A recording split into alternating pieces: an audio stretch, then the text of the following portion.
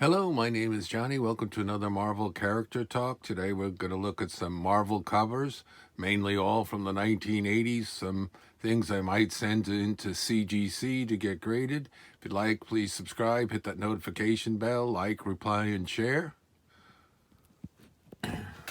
This one is the one that's from the early 90s. Let's take a look here.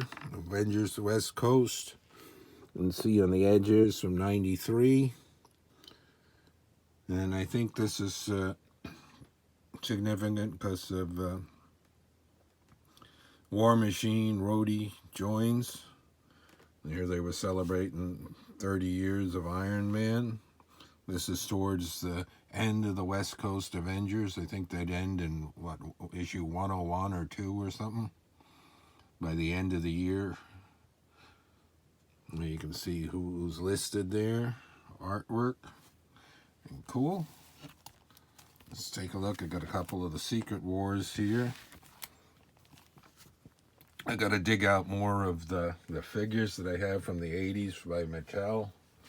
I have some of this. We got issue 5 and 6.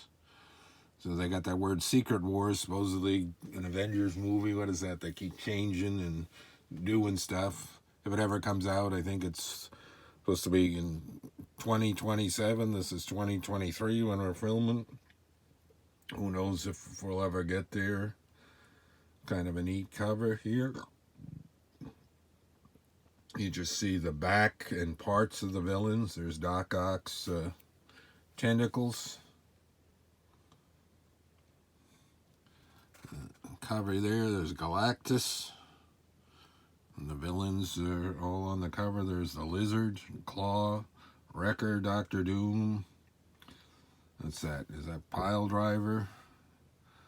Crusher Creel, the Absorbing Man, Titania, Enchantress, Dr. Octopus, Thunderball, Ultron, and I forget the name of that one. That one might have been new, that female villain there. If you know what it is, say. This one was kind of cool. This was a one-shot Silver Surfer.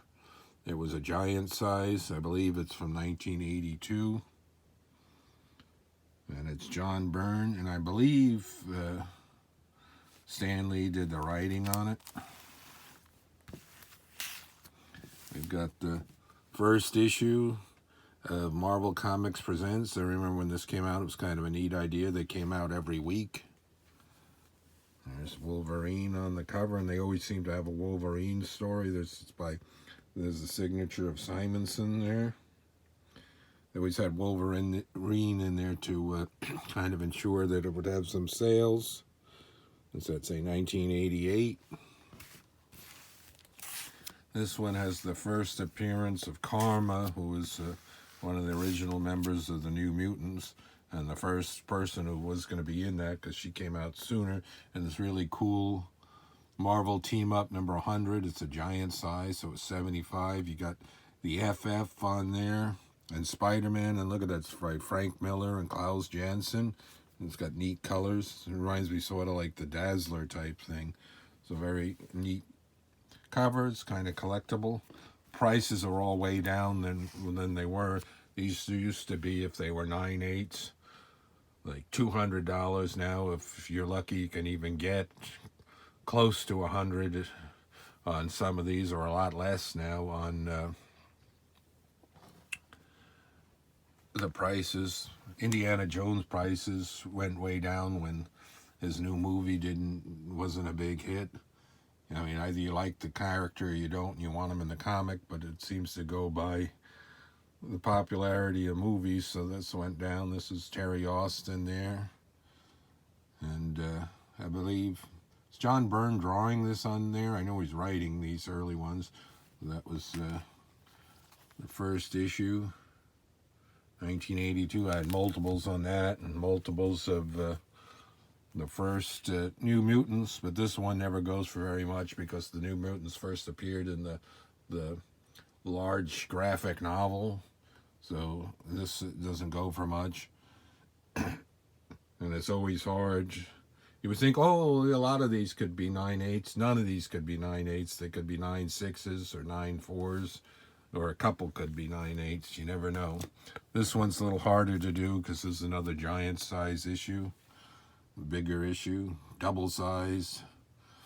There's one, and I believe this is the first appearance of Puck and Marina. They didn't appear with the other Alpha Flight and the X-Men. They were brand new for this. This series was always a disappointment, and what they did to Guardian and how they did it. Well, I like John Byrne and his art and stuff, but the stories weren't that great in my opinion. And then we got the Hawkeye limited series, the Avengers, Ace Archer on his own on a rampage. So there was West Coast Avengers, and then they got this, and then featuring the Mysterious Mockingbird. So this is where they really got together, I think, as a romantic couple. So that was a look at some nice, almost all 80s comics. And if I don't send them in, they're still in nice condition. Had them for all these years. Until next time, more Marvel character talk. Thanks for watching, everyone.